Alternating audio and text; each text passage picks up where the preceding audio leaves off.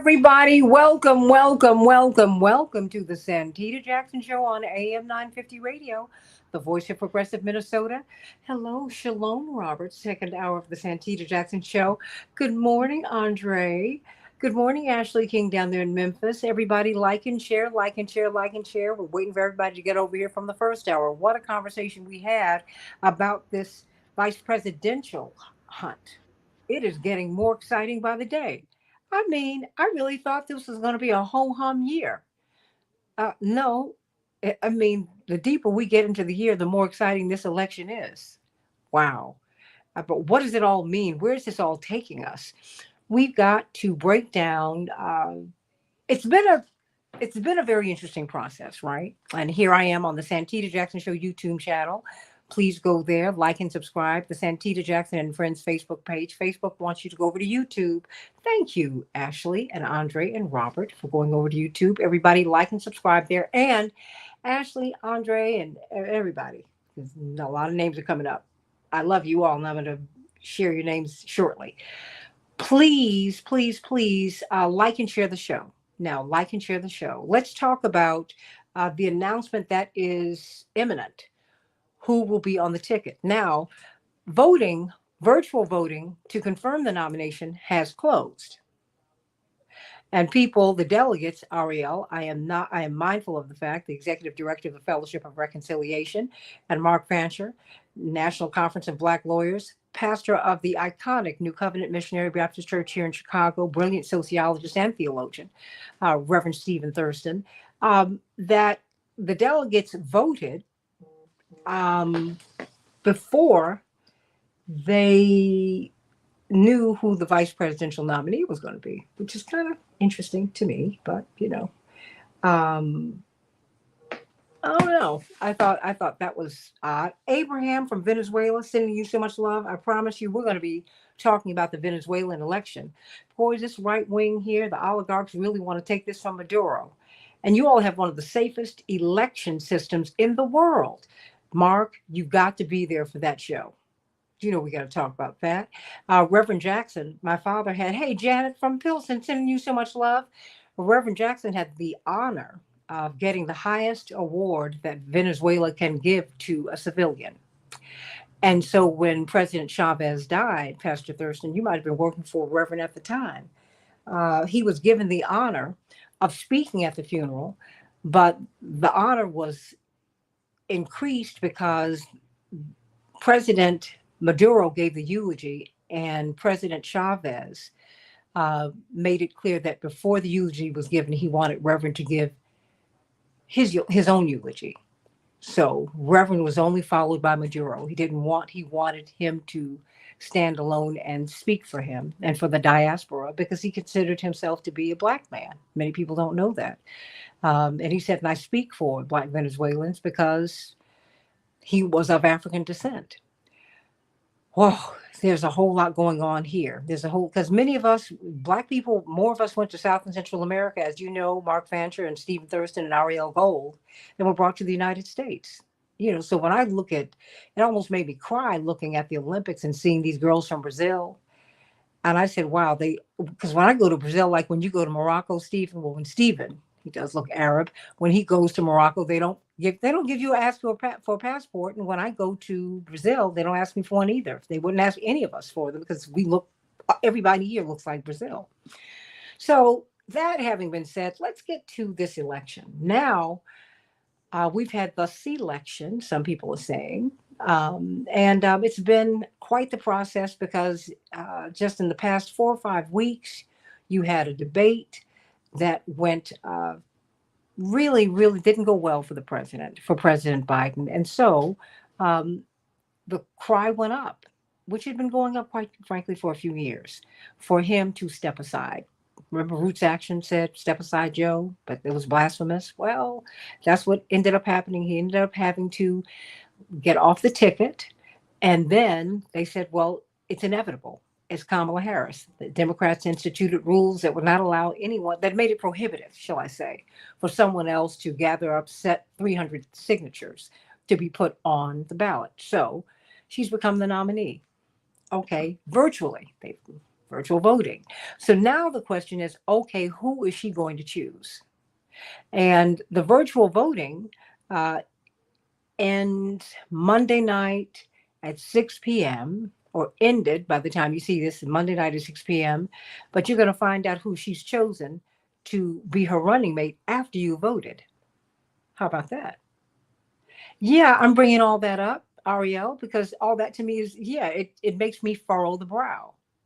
Forget Botox. You got to go, wait a minute. Okay, what's going on here? But I get it. These are extraordinary times, but while we're fighting for, um, while we're fighting for democracy, I don't want us to use undemocratic means. So we need to continue to tease that out. That having been said, okay, Samantha, how you doing? Ashley down in Memphis, how you doing? Dave up in Canada, how you doing? Sending you all so much love, everybody. Like and share. And thank you for going. Thank Janet, my love to you, my sister. Thank you, Janet Sussman, for going over to YouTube. Everybody, Regina, how you doing, sweetie? Out there in San Francisco, please go over to YouTube, to the Santita Jackson Show YouTube channel. So let's talk about these vice presidential picks, because that's a big deal. Virtual voting has been a big deal. Now there are calls by the New York Times and James Carville, no less. He said, hey, Kamala, tell the progressive left to go F off. Really? Because the progressive left said Josh Shapiro won't work. I mean, he has said some things about uh, his position on Gaza. Doesn't work today. His position on school vouchers for those of us who support public education, that does not work. Conflating these student protesters with the KKK, that does not work. Did you read the letter, Ariel Gold, that he wrote when he had volunteered for the IDF, for the Israeli Defense Force, in which he paternalized Palestinians, which is racist. He said, they need us, the Israelis, to babysit them because they're not capable of self-governance. And when questioned about it, he said, oh, you mean something I wrote when I was in my 20s? Yes. Yeah, because you were a member of the IDF, which is also something I think we need to talk about at another time, Ariel, because if you want to be vice president of the United States, how are we going to work all this out? This is a time for us to work all these things out, I think. And so we got Josh Feinstein coming in, Josh from Detroit. Woo. So let's start with you, Ariel, because you have kind of lined up with, you've been asking questions about who's going to be on the ticket. Let's just put it that way. So, when Roots Action said, hey, VP Unity, we need to find a candidate that we can agree, that we can reach consensus upon. We're not going to have consensus on Josh Shapiro. And you have a lot of people are saying, well, yeah, we do, because he's great and he is a great campaigner.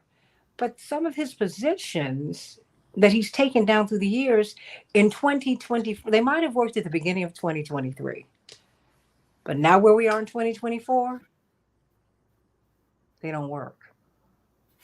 So, and let us not forget, he is the governor of Pennsylvania, where he really sided with, let's say, forces that were not progressive, Right. bearing down on the student protesters. Take it away. I mean, Yeah, well, first of all, I want to go back to us talking about him having served in the Israeli military. And I just want to wonder why it is acceptable for any vice presidential candidate or really any American citizen to serve in a foreign country's military as a volunteer. And that in itself should be looked at, with clear eyes, right? why do you think? That's for me, that's unacceptable, right? Mhm. To serve in a foreign country's military. um so there's that.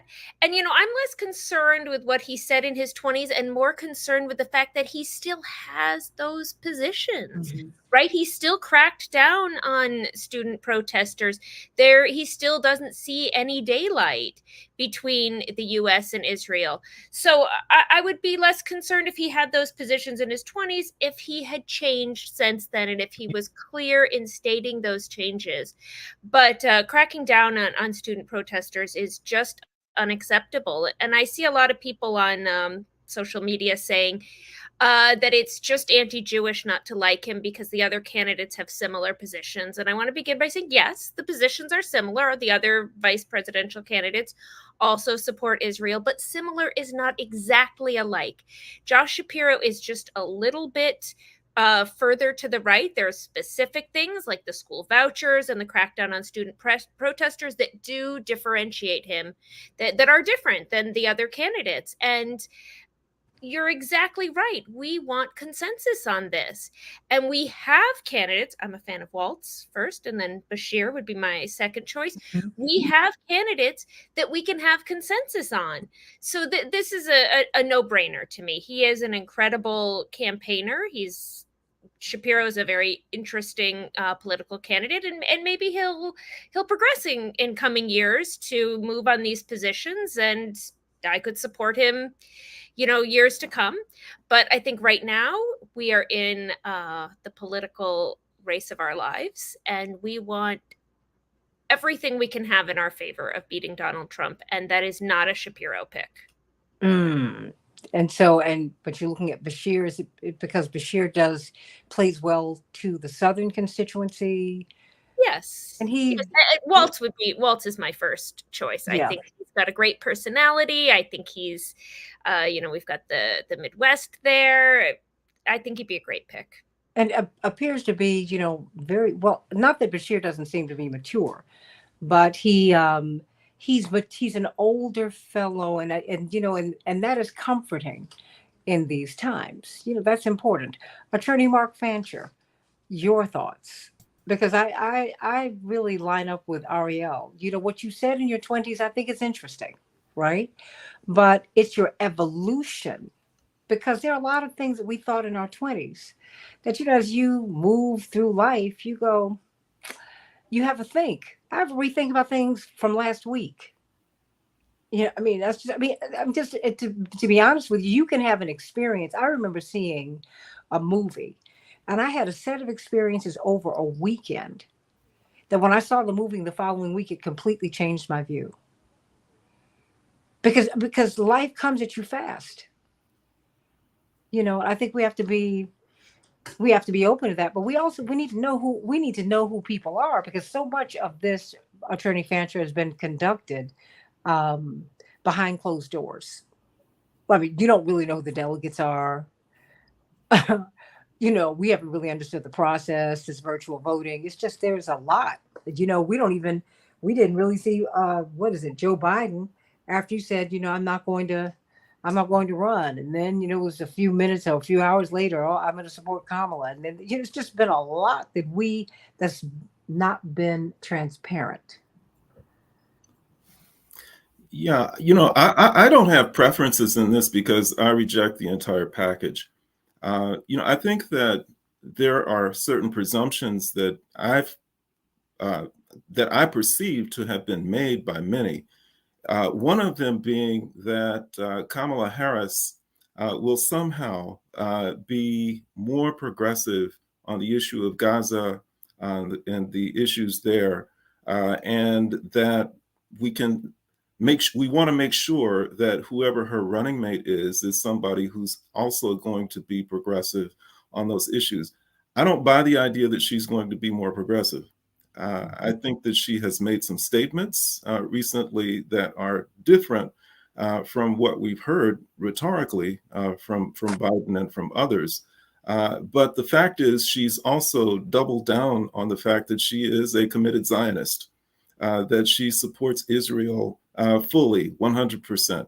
And I think that regardless of what her personal preferences may be, then I think that those who control the presidency, people that we don't know, forces that we can't see, would still determine what the agenda is. So this is all one big game that we're all sort of coerced into playing every 4 years to keep us distracted and not focused on what the real issues are. And the real issues are that imperialism, Zionism, all of capitalism, all of that has to be destroyed.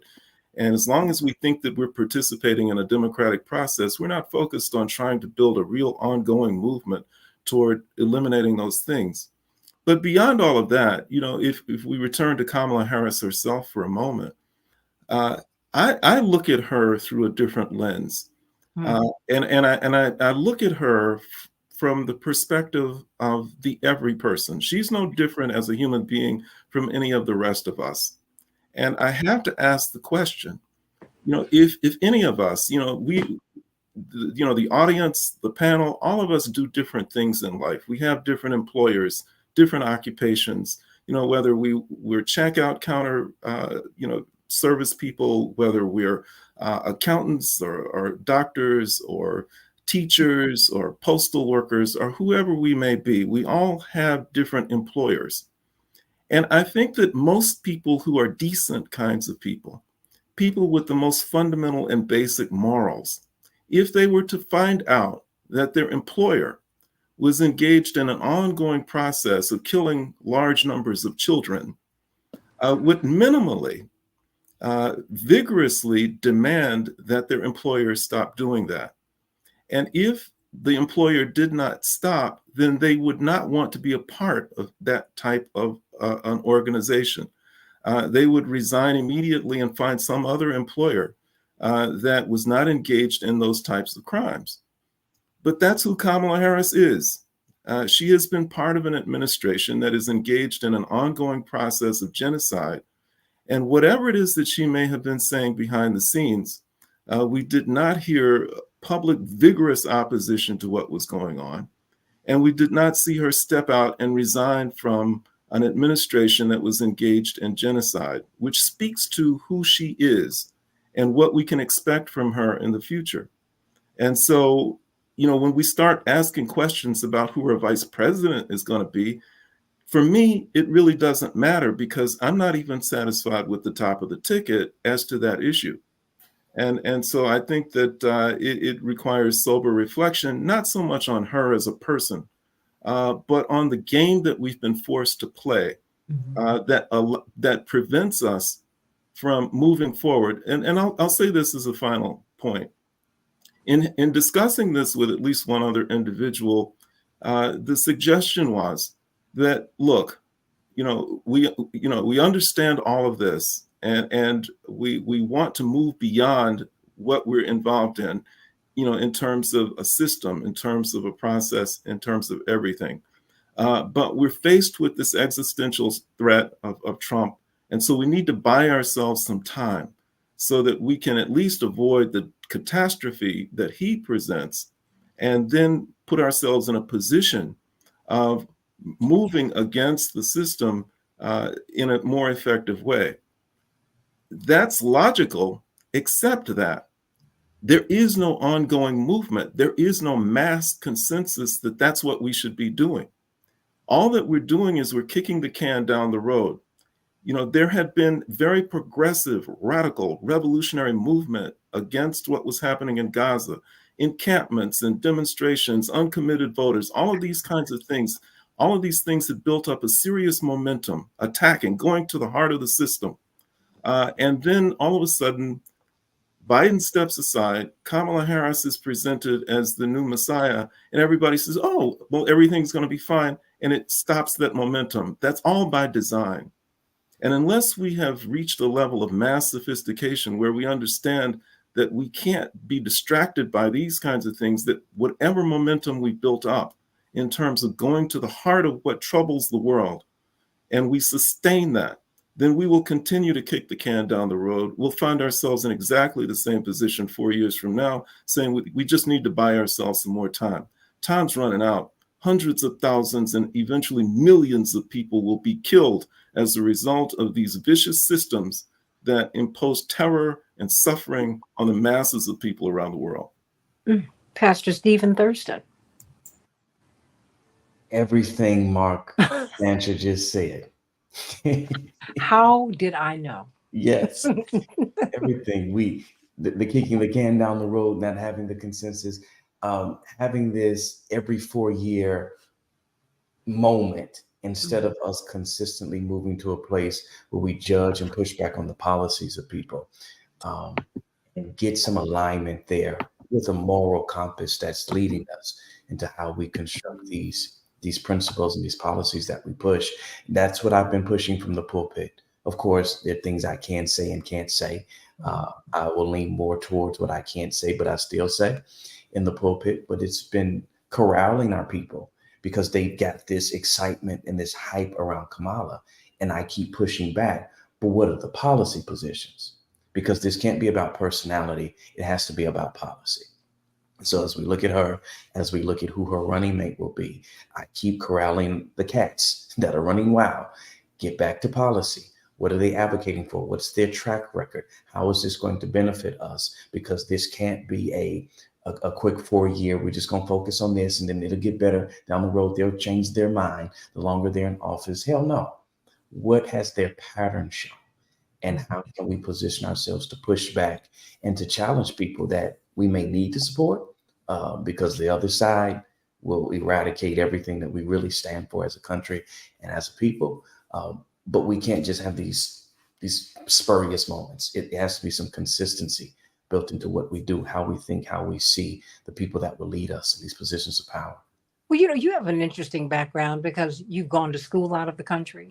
You spend time out of the United States, and it's very interesting to be a visitor out of the United States. Pastor Thurston, Joshua Feinstein, Attorney Fancher, and Ariel Gold. It's another thing when you get a chance, when you kind of have to plant yourself down for a few weeks, a few months, a few years, and you hear a different conversation about where the United States is in the world. And they have, quite frankly, much more frank conversations. The conversations that are forbidden here are not forbidden around. People have a much more open discussion about what's happening in the Middle East, around the world. Yeah. People have another perception of what's happening in Venezuela and America's role in that when you leave the United States. It's just, if you're in Paris, you're going to hear another conversation, let alone if you go to Caracas. Because they've got, and so, and really, I think I keep hearing us say, Pastor Thurston, and I'm going to come to you in a minute, Josh Feinstein, we're having another Obama moment, really, another historical moment, and that's great. But what did we end up with last time? Nothing for us. And so when you want to talk policy, there's been this pushback. It's like, like even with the NABJ last week, and I've said this and some people, objected to what I said. I said, well, I said what I said. Now I'll say it loud if you wish, so you can hear it and you can understand it. When you invite someone into your house, you don't treat them with disdain or rudely. You welcome them and you figure out how to talk to them.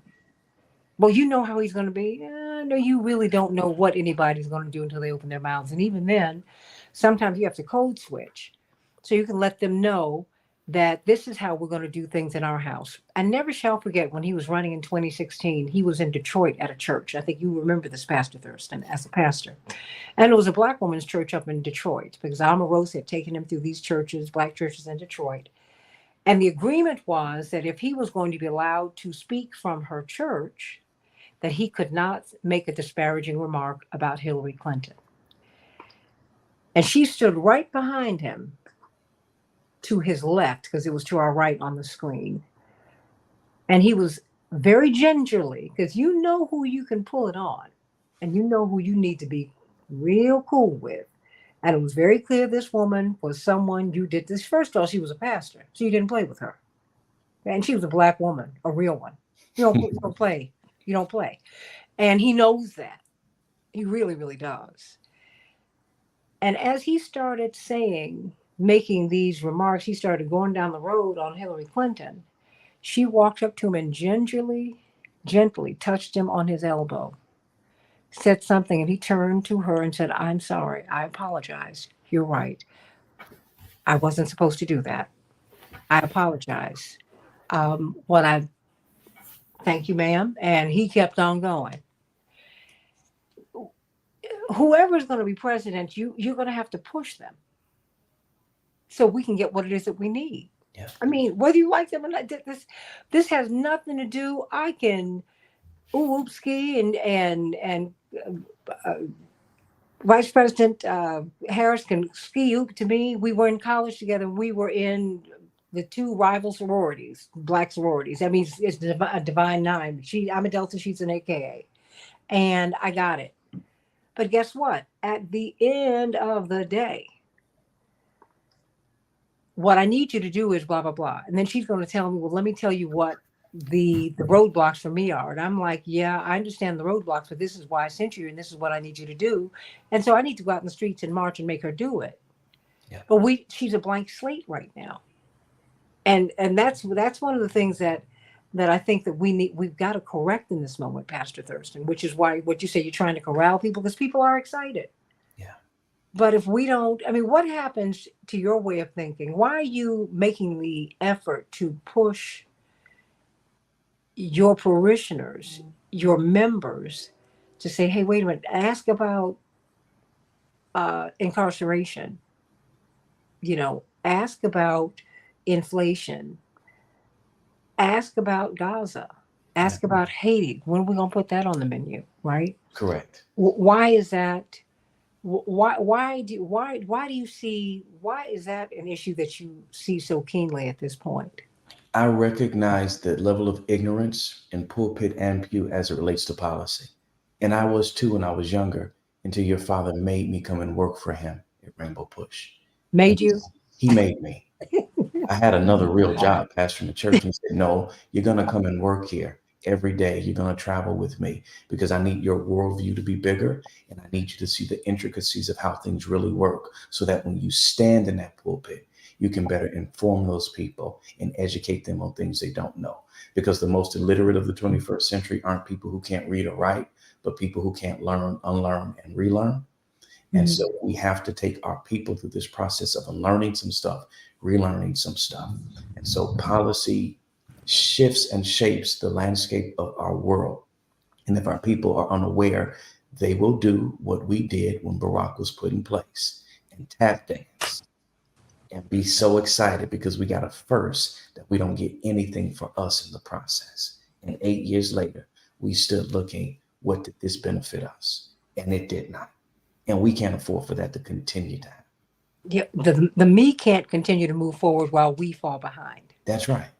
Take it, use it in church. Don't credit me. I ain't mad at you. I'm not mad. But it's true, and you know that, Mark, because we're struggling. Black women make 69 cents on the dollar. There is a study that just came out that showed that Black Americans are moving back in terms of wealth. By 2085, Ariel Gold and Josh Feinstein and Mark Fancher, it is projected that the Black family will have negative wealth. That's right. In the United States, negative wealth. We're the only group that will have negative wealth. We built this country. Are you for real? And no one's going to come to me with a plan? Now, I'm not poor. Simply, this study on Chicago goes into the fact that Black people, there was a plan to take our wealth from us. I'm gonna send it to you, Stephen, because Pastor Thurston, because you need to see this. Because of course, I read it and I looked at it, and then I pulled up the Politico articles. Yes, I did, from several years ago that detailed the. Now you know me. Come on now. You got receipts. I'm sitting up here watching, and I'm gonna send it to you, Mark. I'm gonna send it to you, Ariel. I'm gonna send it to you, Josh. Because guess what? What happens to Black people is going to happen to the rest of America. Yes. Because the World Economic Forum said you are not going to own anything, and you're going to like it. We're the only major industrialized nation in the world where we can own our homes and the land underneath it. There's something else going on out here, everybody. And we need to ask some questions. And when you put Black faces in high places, a lot of things happen under the cover of darkness, if you will. We got to stop that. Yeah. Now, either we're going to stand for freedom and liberty for all, or this American project is going to fail.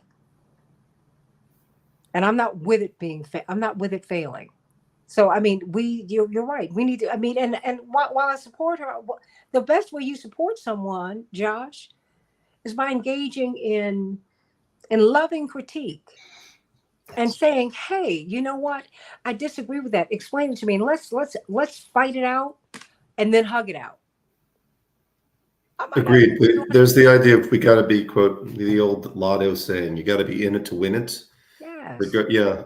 Even though the cards that are being dealt are, very, very poor cards, got to stay at the table and continue to be in the game, whether you call it a game or a process. I think the idea of stepping away and saying, well, I think we have to stay engaged. Now, it comes from the white male on the panel who, I'm sure as someone noticed that all 5 or 6 candidates for VP Pitt were white males. This is, again, by design, very interesting. With Waltz, doing my research, I must have had a blind spot. I could not find anything about any position he's taken on Gaza. I'll ask everyone else. Does anyone know has he said anything on Gaza, or has he managed to sidestep it? Does anyone know? From what I can see, he has sided I haven't been able to find anything. Yeah. But I haven't been able to find anything on Gaza. And honestly, Josh and Ariel and Mark and Stephen on Haiti. I can't let something that's happening in my hemisphere, which is a bloodbath for these people who are trying to come in through the border at the south. You're not going to talk about it while we're still pushing them out in the sea. We have plans to put Haitians at Guantanamo base. I mean,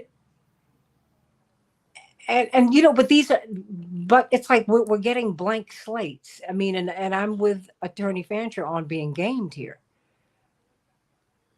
So how do we work through that? Again, let me say this. I'm asking you because you are also one of the leaders, Pastor Thurston, and Attorney Fancher knows this, Ariel knows this as well, of the uncommitted movement. In 21 days, they got 101,000 votes. And he has remained there as someone who's like, okay, we've got to, now they're working with other organizations, starting other organizations to get people to vote down ballot. Say, okay, wait a minute. There's a lot on the table here. And I just think it's important for us to continue to refresh people's memory about your activism and what you're doing. Fair enough. I will say, no. I mean, because I know I have a lot of admiration for it because I know where we started some months ago when we met.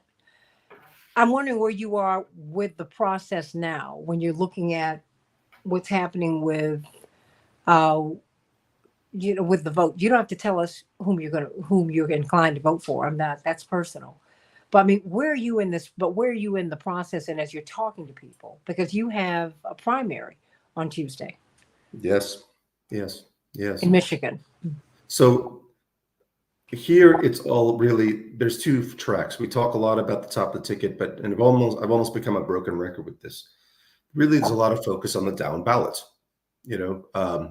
Mary Waters, excellent candidate, pro-Palestine, pro-justice, pro-peace candidate, championing her over the incumbent. Ahmed Ghanem, another great candidate, primary coming up. At the state level, you have Rima Mohammed, you have Dylan Wegler, you have Leila Taha. You have about 10 candidates who are running on a platform of healthcare reform, pro-Palestine, pro-peace. Looking at Gaza, I think I'm putting it in the other policies, but Gaza is at the top of the ticket for a lot of our candidates or candidates that we are working with or tangentially support. Let me ask you this: what about Hill Harper, who was offered $20 million? So Hill declined. Yeah.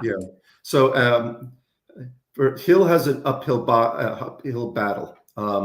In terms of Slotkin, as you know, is very, very.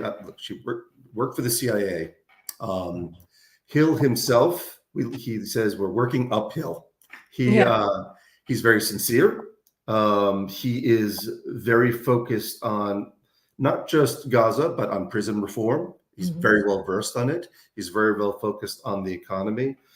So when we talk about uncommitted is a movement of on itself. There are those of us who are part of uncommitted who then work tangentially with Hill and with the other campaigns, in another lane. But within that, really hope that Hill pulls it out on Tuesday. I mean, Hill is putting in the work and has been putting in the work. The question is back to what Mark Fancher had put in. Sometimes I think the money is so extreme that's being poured in that it may be. Let's see what happens. Let's do our best to get the vote out, to get people to the polls, to voting on the right issues. But I think the main statement we're making, like we did with Uncommitted, is we're saying we are here. Win or lose with our different candidates in the primaries, we are here, and we're going to keep pushing to stay in the game to affect change. And what will happen on Tuesday is a number of those progressive candidates that I've been working with, people have been working with, they will win, and they will go on to the general, and that will send a statement. And again, it doesn't matter how many win. People have shown up. We have candidates in there that are saying we should have something different. There is one wrinkle. I mean, I think the thing that I would like to see change a little more is we still do it under the umbrella of the two-party system.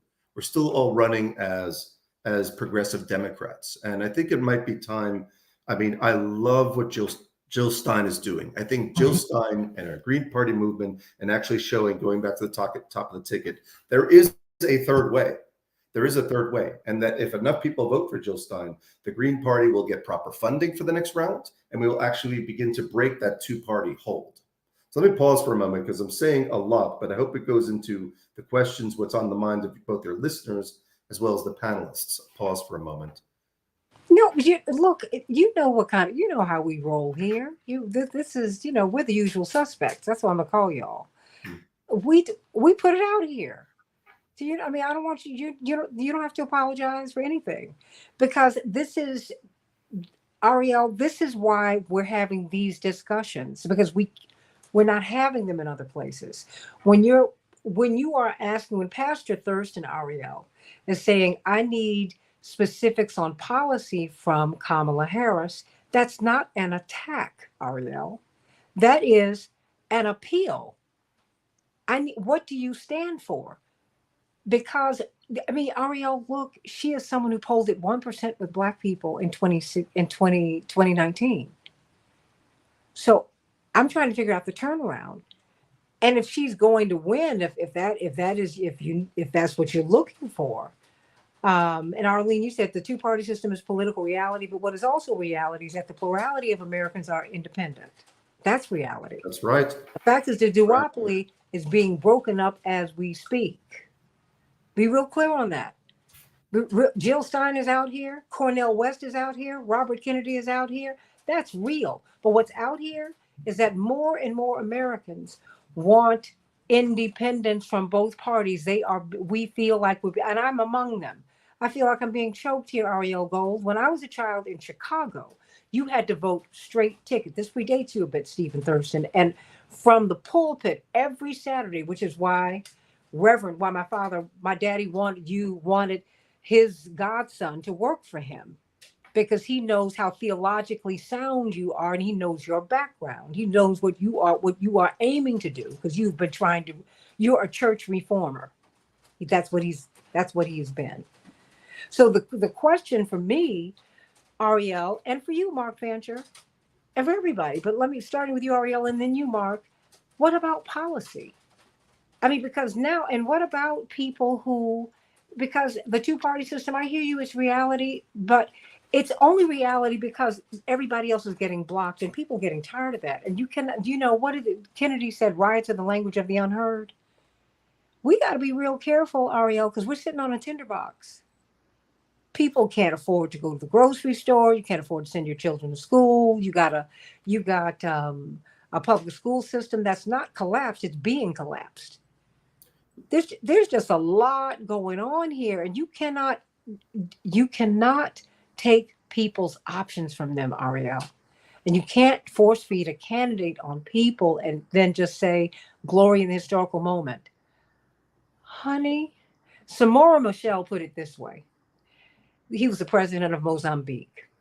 We visited him shortly. Oh my gosh, Lord help me to hold it together. The summer of '86, we did a tour of the frontline states in South Africa. And probably we saw President Nyerere, President Kaunda. I mean, these are icons of the freedom struggle. But when we got to Mozambique, the poor little translator was left breathless because he and my father just fell in love with each other as brothers. And they talked literally all night long. And the South Africans killed him just a couple of months later. They had to go back to Mozambique. And they heard them crying in pain, in agony from the plane. And they waited, that South Africans stood and waited until they died before they went to retrieve the bodies. He said this: if whites speak well of me, if after I am gone, whites speak well of me, know that I have already betrayed you. And you can insert any oppressor in whites. You know, at some point, my father said, be careful. He said, you know, if certain people like you too much, honey, I got to look at you sideways, Ariel. You know that. You know that. Miss a Code Pink who gets arrested every month. You know what I mean? So I'm trying to find out policy, Ariel. I mean, we need some answers here. Don't I mean? Or am I off the mark here? Let's not forget that we're on the verge of a possible all-out Middle East war, and the effect that can have on this campaign. If we want Kamala to be movable and in the running, what happens right now really matters. And this is, not her decision to make, but we've got Biden just speaking nonsense as usual, empty threats at Netanyahu. He's frustrated. Biden gets concerned. He gets frustrated. He even yells at Netanyahu a little bit. And then we've sent 4,000 troops over there in the Middle East to see what happens at any moment. We're just waiting to see. And Iran has said smartly that they don't want an escalation, but we're all playing with fire over there. And it's Biden who can stop it. But Ariel, do you think Biden who can stop it? Do you think that we know that? I mean, because that's something that's not top of the news, right? You have to read and really pay attention to know that we could. I mean, and these people are talking nuclear war, and you don't have to drop the big bomb, right? Ariel and Pastor Thurston and Josh Feinstein and Attorney Fancher. You can drop so many bombs over there that you have basically nuked people. That's what's happened in the Middle East already. They've been effectively nuked. And we don't know what's going to take place over there in the coming days. But we should all be worried about it, because an all-out Middle East war, if this escalates beyond what we saw in April, which was kind of an orchestrated escalation, but contained, if this goes beyond that, we don't know what we're playing in. Attorney Fancher? You've left me speechless, Ariel. I have nothing. I ain't got nothing for you. Attorney Fancher. Yeah, I think that this is the kind of thing that concerns me so much, is that the stakes are so high, the risks are so real, the threat to the survival of the planet and humans as a species is so grave.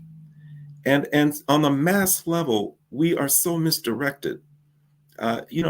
We may delude ourselves into thinking that whoever is the president of the United States has the capacity and the power to stop these dynamics. They don't.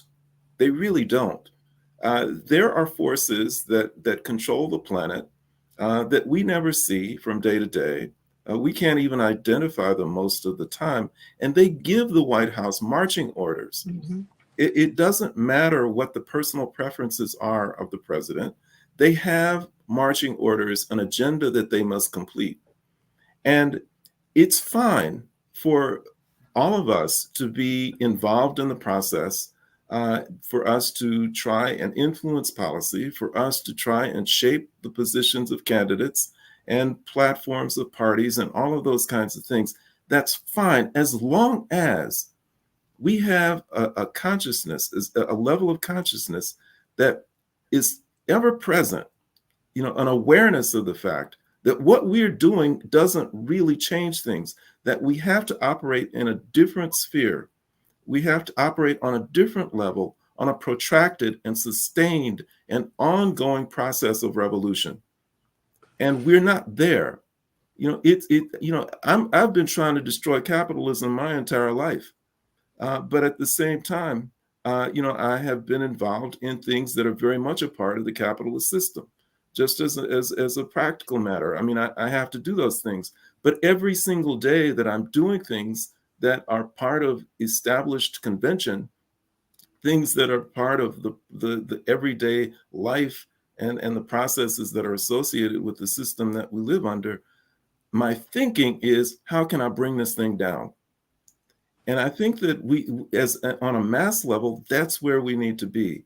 Because if we are, then it becomes a lot easier for us to do things like break up a duopoly. We become more effective in changing the system. Just imagine for a moment that there were a real mass revolutionary movement. A large number of people who said, we really hate capitalism, we're going to destroy it.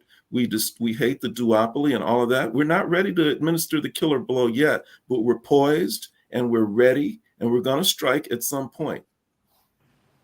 It's hard to imagine that the system would not respond to that minimally, that it would not have the established candidates, the president, whoever that might be, looking over his or her shoulder and wondering and worrying about this movement. But Mark, pardon me, but they do that all the time. They did that with Dr. King. They did that with Reverend Jackson's campaigns. I mean, and Tracy, you said that that now you guys are blaming Harris. No, we're not blaming Harris. We know how the system works. Ariel Gold wasn't blaming Vice President Harris. Mark Fancher's not blaming Harris. Nobody's blaming Vice President Harris. But she's not to be deified. She's to be examined. And if the presidency has become captured or captive of the oligarchical class, we've got to change that. Because if they're captive, that means we are too. And you can't get so-called, your self-esteem cannot be tied to who is sitting in that seat in the White House. Not what they look like. You need to get into what they feel like. One of the things that I liked about Dennis Kucinich was that he grew up in a car with his parents and 8 or 9 other siblings, if not more, and he never forgot it. It shaped his politics. I'm not going to put some Black person over that just because they're Black. That means you give me Clarence Thomas, are you for real? No. I'm not going to do that. I'm not going to have some Black Republican who does not come out of the art. Oh my goodness, I can't believe I'm forgetting his name right now. But he doesn't come out of the old black Lincoln Republican model. He's going to tell me that times were better when we were enslaved. Are you for real? How dare you say that to me? How dare you say that? And so what all Mark is trying to tell you is how the system actually works.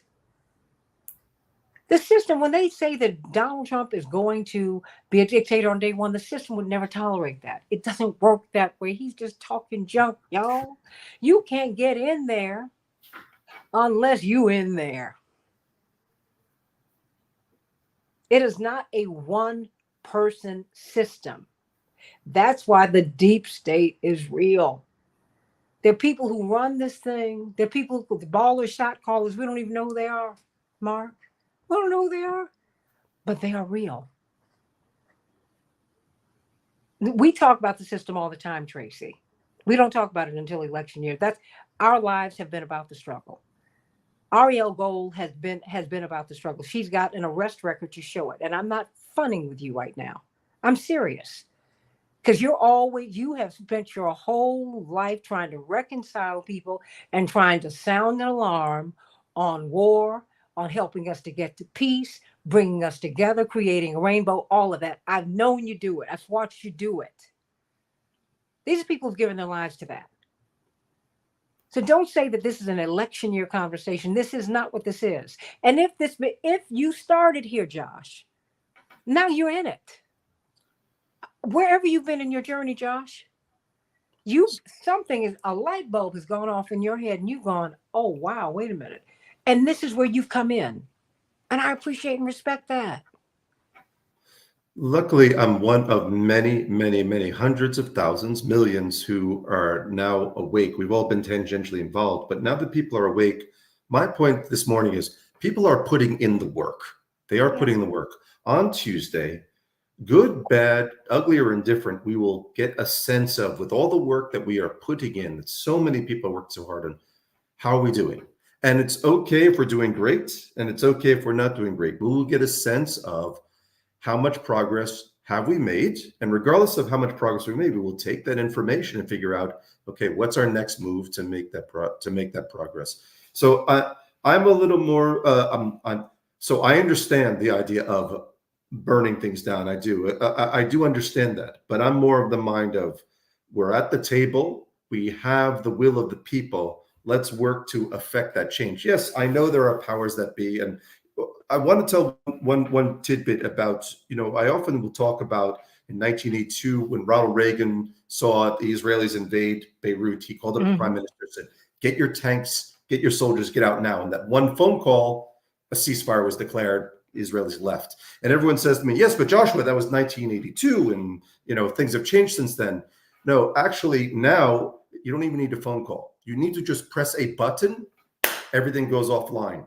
Weapon systems come down. So technically, there is the ability to affect that change at the top right away.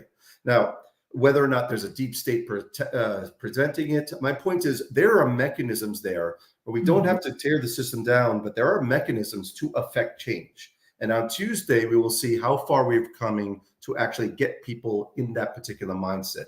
And it's going to be a journey.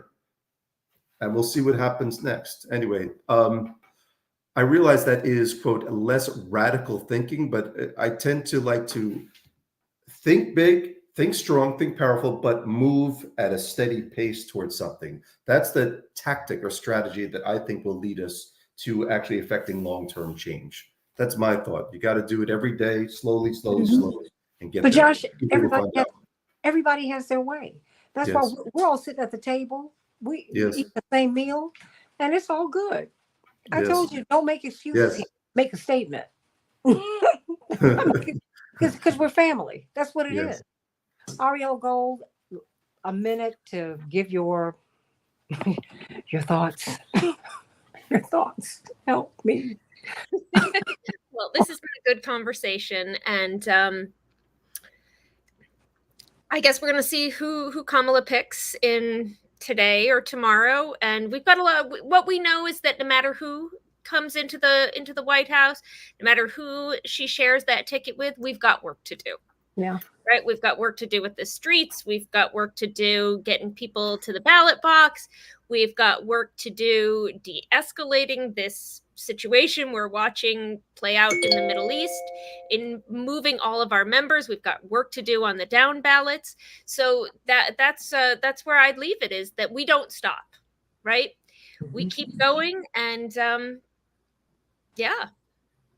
we keep going, and we keep going.